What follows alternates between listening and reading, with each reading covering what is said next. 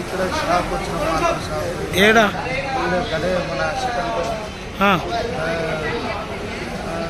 తిరుగుబడిపోయింది, ఎదురుపైకి వచ్చింది, ఇట్లా కట్టుకొచ్చుకుని మా వాడు తిరుగుబడి. ఎంతమంది ఉన్నారు?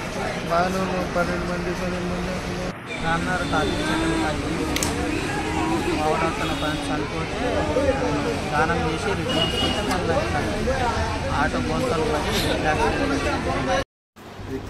షాద్నగర్ గవర్నమెంట్ హాస్పిటల్లో సివిల్ అసిస్టెంట్ సర్జన్. ఇక్కడ మధ్యాహ్నం యాక్సిడెంట్ కేసులు వచ్చినాయి. ఒక 8 మంది మాస్ క్యాజువాలిటీ తీసుకొచ్చారు.